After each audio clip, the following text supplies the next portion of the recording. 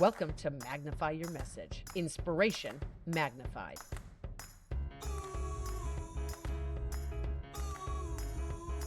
I haven't had a concussion reported to me in over 3 years. Now that's just unheard of. I've had professional athletes go 9 years in the NFL and not have a concussion. I've had college teams go 6 years without a concussion. On today's episode of Magnify Your Message, we have got a real game changer joining us. This is Dr. Michael Hutchison. He's a trailblazing dentist who set out with a huge commitment to end concussions. To do that, he invented the NeuroGuard Plus mouth guard. Now, it's not just any mouth guard, it's a breakthrough device that, yes, helped cut down on the concussion risks, but it also boosts athletic performance at the same time. Now, look, this is a mouth guard that goes on the bottom jaw. So if you've ever watched professional sports, you know they put the mouth guard on the top jaw. And at first, he was practically laughed out of all the meetings. People would say, "Hey, bud, don't you know anything? Haven't you ever seen the NFL? The mouth guard goes on the top." And he said, yeah, that's why the NFL has so many concussions. But then over time, he proved that his device worked. He has the data, he has the patent. Now he's got the NeuroGuard Plus on pro athletes across the spectrum in all sports. You are going to love hearing this man's story. Trust me. All right, let's dive in. This is Dr. Michael Hutchison. Yay! Thank you for being here. Thank you for having me, Cheryl. I'm really excited about it. It is a delight. Tell us who you are and what it is that you provide for the world. I've been a dentist for 37 years and evolved into something called neuromuscular dentistry and cosmetic dentistry. And neuromuscular dentistry is dealing with TMJ pain, how your jaw fits together, and how your oral cavity sort of is a big part of your body, and how it controls a lot of the nervous system. And so uh, I have a lot of satisfaction doing neuromuscular dentistry because I can take people who have nowhere to turn with chronic pain. Nobody has an answer, and we can cure that and send them back out happy and live a full life. And that's what I really love about neuromuscular dentistry. It's so fascinating. You talk about the oral cavity being part of the whole body, but it's a funny phenomenon how just when you say that, it's like, oh, right. Well, of course it is. But I think we tend to partition off the head as separate from the body. Is that a Uh, common misconception? Yeah, well, I came through in dental school in a time where there were so many specialties, subspecialties, and uh, the primary care physicians were not doing hardly anything but being the quarterback of what you need. So you go in and have an exam, and then they'd send you to somebody else. And so dentistry, is separate licensure and everything from medicine. And so it seemed like the mouth wasn't really part of the body. It was just like a separate thing. And we've learned that everything goes through the hub of the nervous system is right in your head and neck area, and everything has to pass through there, and your mouth affects everything. So now we're kind of back to a more holistic kind of thing where even problems in your feet can be associated with how your jaw fits together, and vice Mm. versa. Your jaw can cause you to stand incorrectly and end up with a foot problem that you would never even know about. And so that's why I say the mouth is part of the body. That is so remarkable, and it's so commonplace to have people complain about misdiagnosed or undiagnosed pain. To think that it could be potentially stemming from the mouth, which that's amazing. So Uh, I can't tell you how many times people say, like if I say, "Well, do you have chronic headaches or migraines?" Oh yeah, but that's because I have allergies. Well, that can cause that, but the 95% of all chronic headaches and migraines and of the sort have, as part of it, a jaw component. And if you don't take care of that, you're just not going to fix the problem. Hmm. So, speaking about the jaw and this neuromuscular dentistry, you used your expertise in that to invent something pretty remarkable. Tell us about it. Yeah, that's been really fun. My dad was an exercise physiologist, so he was really big in sports. I grew up in Ames, Iowa, at Iowa State University, and my sister was a three-time state champion gymnast and ran track her senior year and went to the NCAA finals. Uh, she was a very big athlete, and we all just had lots to do with all the sports. And this kind of thing just sort of fell in my lap when I was treating TMJ patients. And I'd get a report back, especially from older women, would say, I have this whole sort of Christmas decorations in my basement, and I used to could carry all the boxes up, but I can't do it anymore. And what's up with that? Now that my jaw's been fixed, now I got all my strength back. What was up with that? And I just couldn't deny that. And so, being a sports-minded person, I thought, well, the Detroit Lions are 0-9 right now. If I could strengthen their front line, they'd end up in the Super Bowl, and I'd be a genius. And so I started making a prototype for football because my son was playing football at the time, and I used him to kind of test things out. And I certainly did not want him to be injured, and so I really thought, well, this could be really huge. And so I just started playing around with ideas and came up with an appliance that actually did make you stronger and reduce concussions. So that's kind of in a nutshell how I got started. It just sort of fell from the sky right in my lap. Well, fell from the sky right in your lap with years of dental school and years of specialization and developing your expertise. But I applaud your humility. No Now, question. No question about that. I mean, I did have some really good understanding, but I don't think I would have ever thought of it on my own unless this circumstance came about where I thought, hey, if I can make Mrs. Jones stronger, what would happen if I took Detroit Lions? Let's see. Let's find out. And I'm the kind of person that really doesn't quit. And if I have an idea, I just go till I die. So I'm still here 24 years later. so you start making this, testing it out. It's preventing concussions. How big of a problem are concussions? Well, they just keep going up, and I think part of it is uh, newer ways to test it and better sophisticated ways.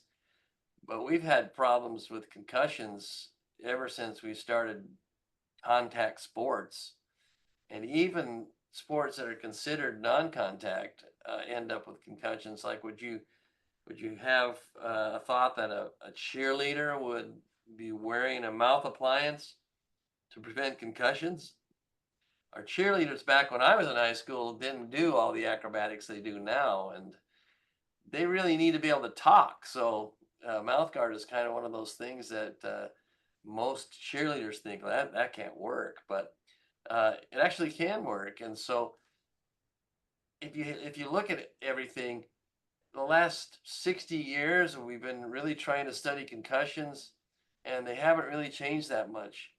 But I've noticed that in working with the military that uh, every year they just keep increasing. 3 years ago there were 3 million.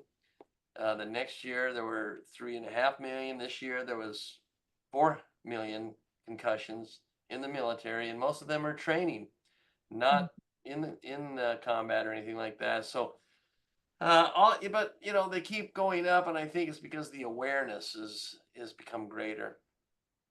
I remember you saying some outrageous statistics, something like 10,000 people suffer a concussion a day. Is that accurate?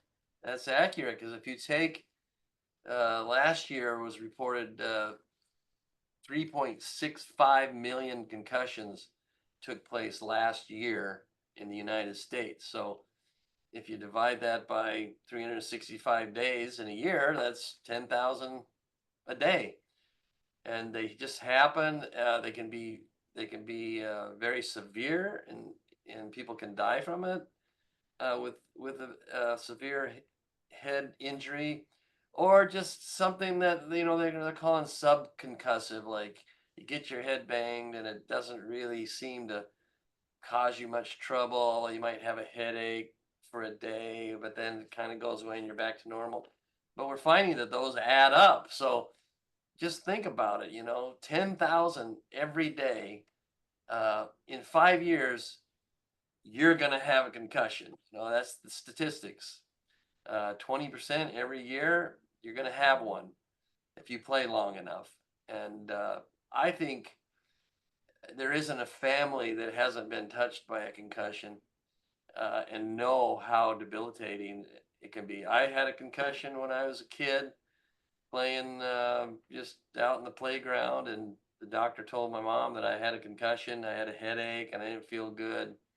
And that's about, and they told me to just go rest and don't have any activity, and I would get better. And that was about the best they could do back then. And really, nowadays, it's still like kind of elusive. You don't really know how to treat them. So I know that people close to you, I think you told me you had a concussion. So you know firsthand what it's like. Not even playing sports, although I've been a lifelong athlete, but I had a concussion at 14 that left me in a coma. And at the time, they just like you said, it was like, "Well, okay, you're stable enough to be out of the hospital. Good luck." No idea what to do, and they said, the brain is the last great uncharted frontier. We don't know much about it." But even today, I have gone to brain research centers, some of what are reputed to be the foremost in the nation or world, and they still don't know what to do. They've talked about giving me supplements for, some serious stuff, the ramifications of those, but I I think you're absolutely right. I think I think every one of us knows or is someone who's had a concussion. You Absolutely. mentioned cheerleaders. Yesterday, I was on the phone with a dear beloved team member, and her daughter has been on the state champion cheerleading team for the past 3 years, is now a senior in high school. She's the flyer at the Hmm. top and has had so many concussions that now at that young age of being a high school student has to now decide no longer to do this, my health or my passion in life. And nobody should have to decide. And when you started talking about your creation and having created this neuro guard, I thought, God, where have you been all of our lives? Yeah, and that's a great segue because I don't quit when I take on a project, but wow, this has been so challenging to kind of break through the stereotypes, the misconceptions, um, to reach the amount of people that need to be reached. Everyone should embrace this new technology.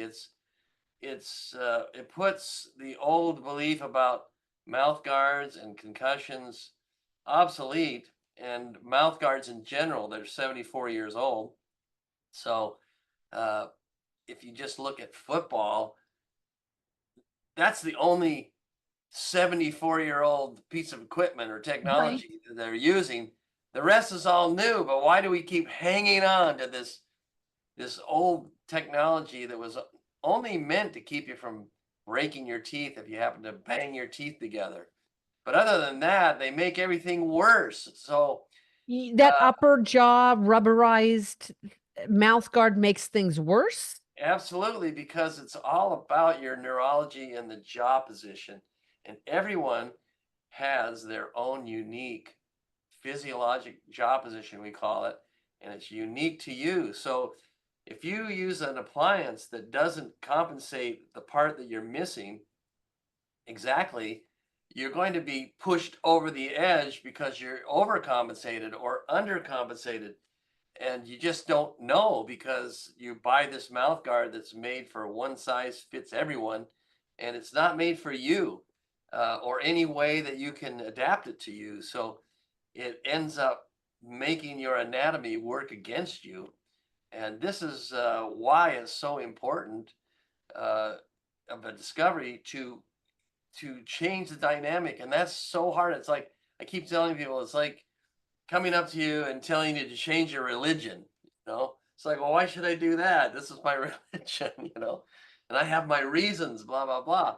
But a mouth guard is kind of like that. It's like, this thing that we have, this tradition, and we just think it's an inconvenient thing that we're forced to like wear, but we don't like it, and we can't talk with it, and we can't breathe with it, but we have to wear it, and it's just not that way anymore. And so trying to reach the amount of people that need to be reached, the moms and dads and the coaches and the athletes, it seems like a insurmountable challenge.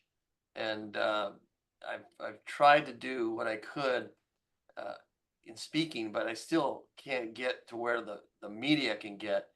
And that's something I never really knew about. That how I just thought, sort of like coming to me to have your dentistry done. You just come here, you make an appointment, and you tell me your problem, and I say, yeah, I'll help you out. Not with the media. The media is like, you have to do it a certain way, as you know, and you can't just say, hey, I got this great idea. You should put me on your TV and interview me. Not. They won't do anything.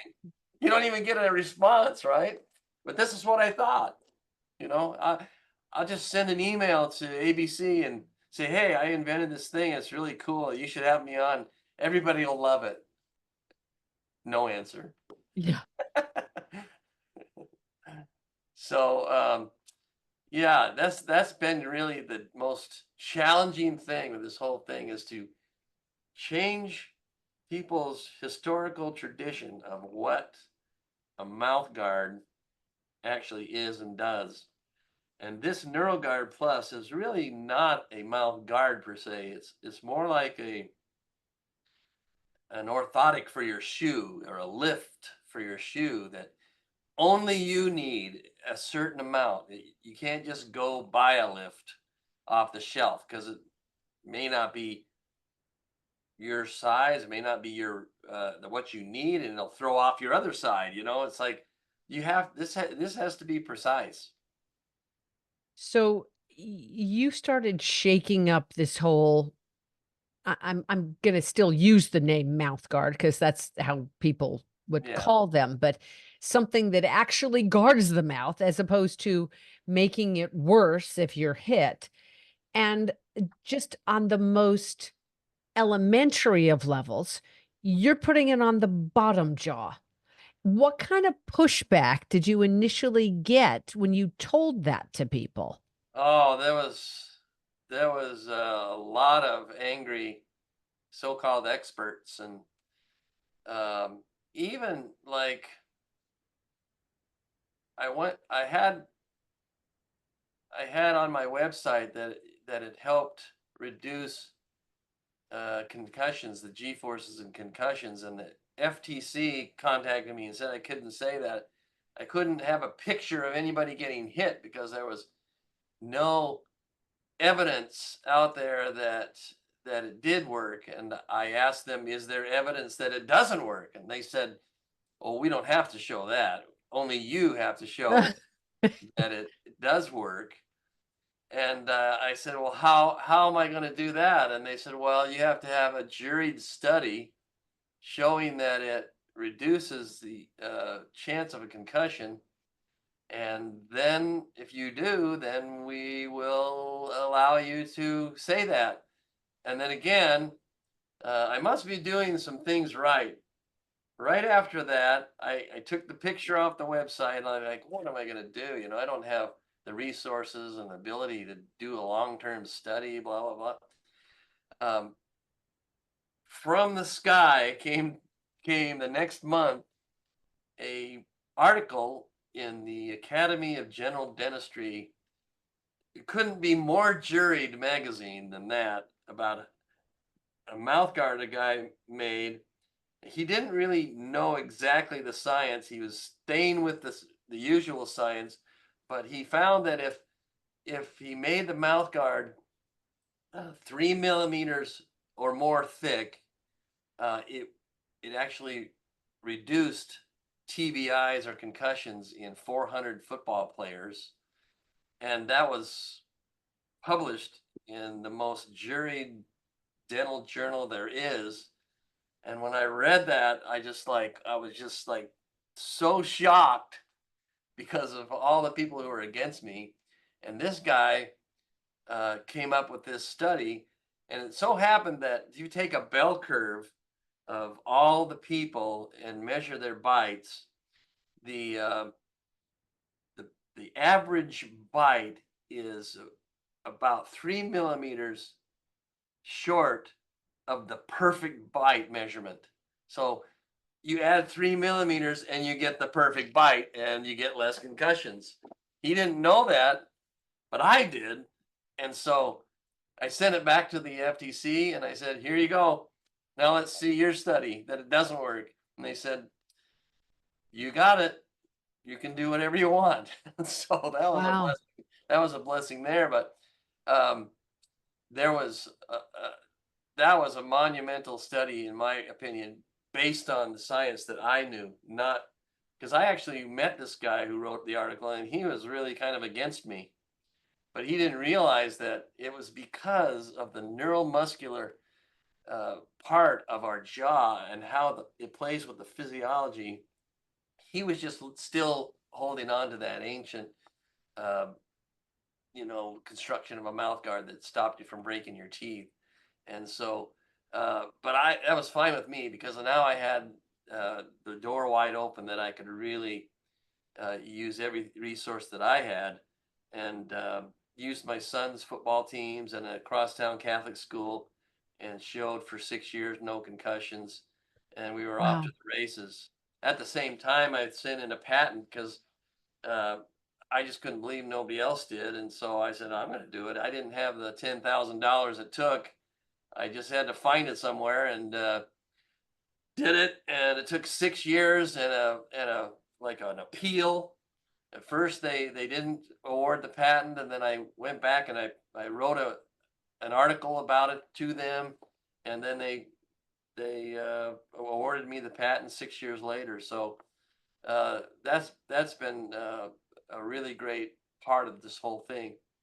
You have been so tenacious to keep this going for so long. And, to keep going in the midst of the FTC and in the patent initial denial and finally being granted.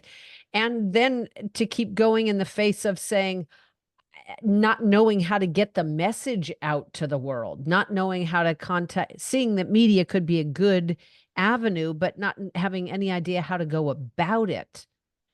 And then you did get yourself media trained. You did start getting your message out to the world. And what's happening now?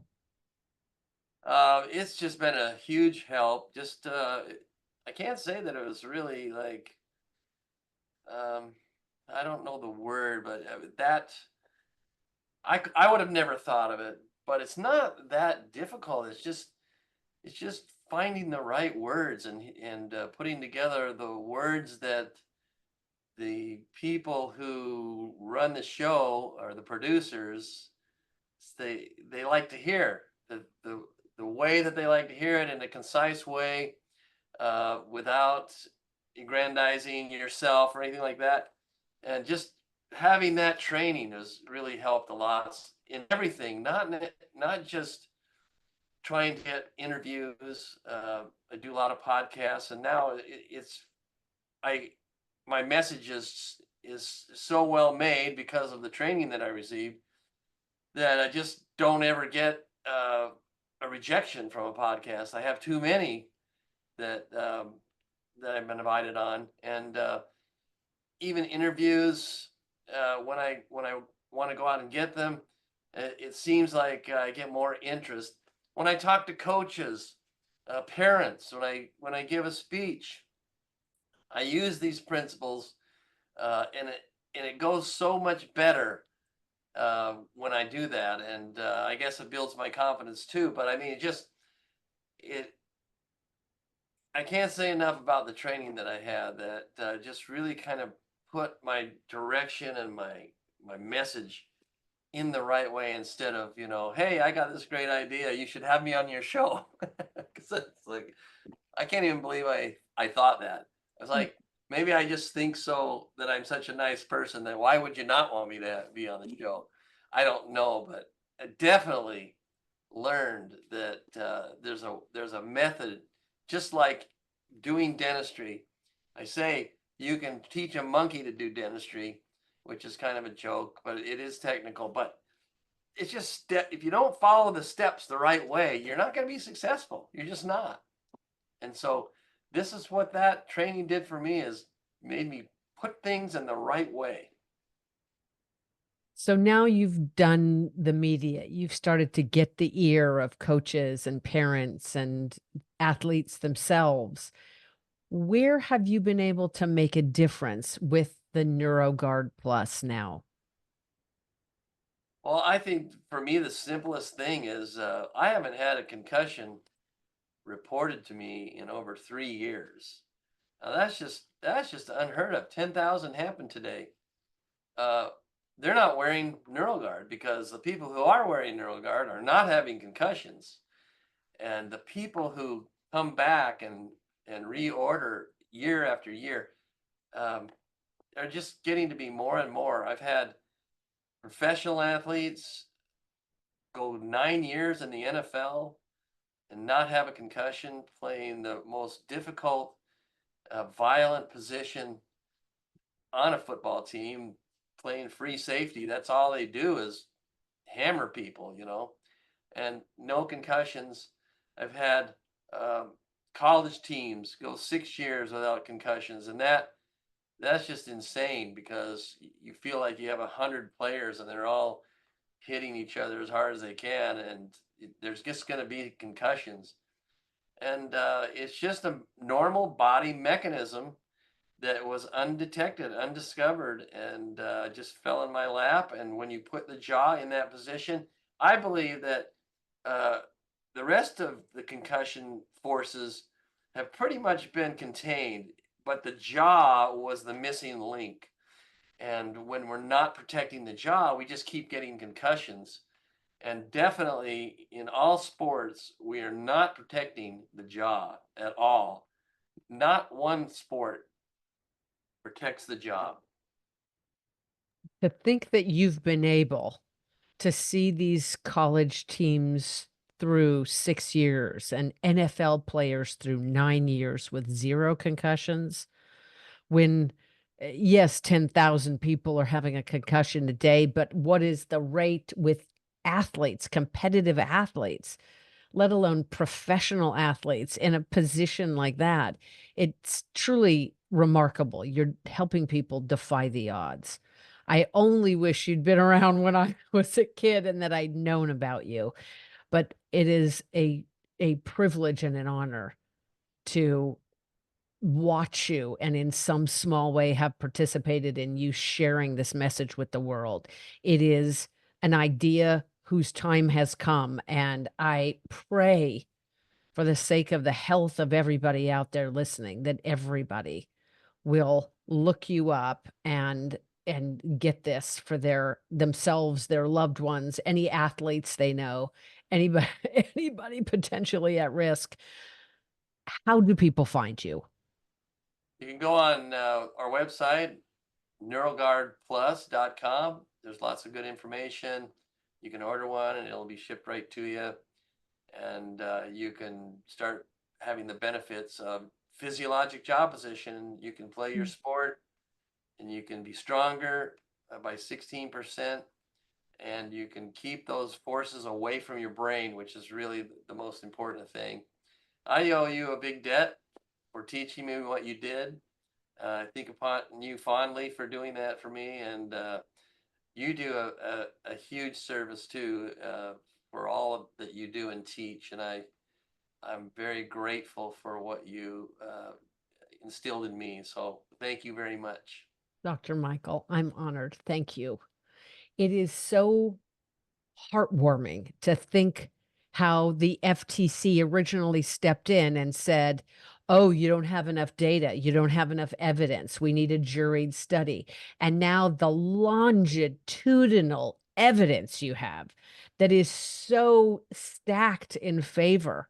I know I'm trying to, I don't want to make this a sales pitch. I just think of God, the difference that this would make for people, and it's really remarkable.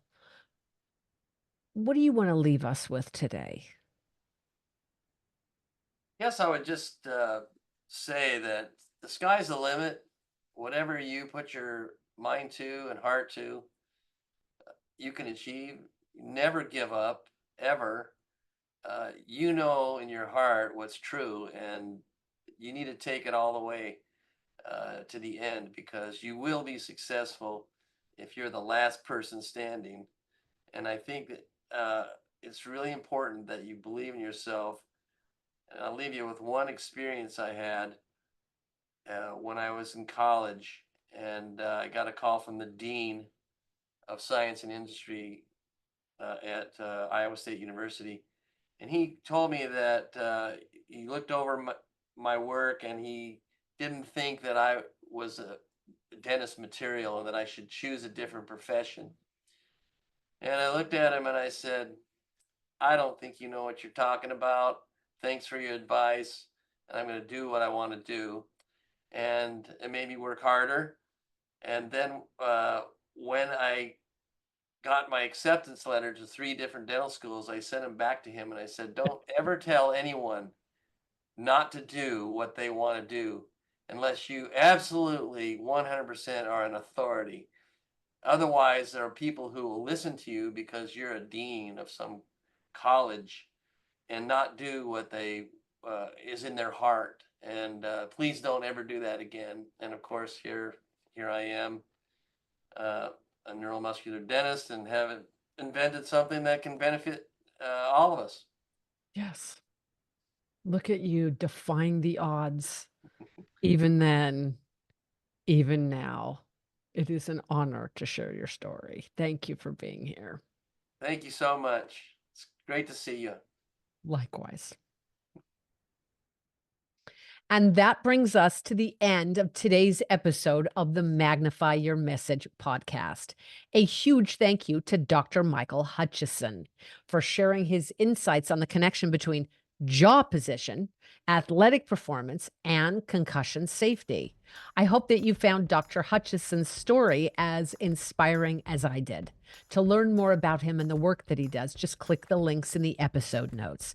If you enjoyed this, please like, subscribe, and share this episode with everyone that you feel it would benefit. Thank you in advance. And when you're ready to share your story and your work with the world, I can help. Visit CherylHunter.com to learn how. I am Cheryl Hunter, and until next time, know that your message has the power to change the world.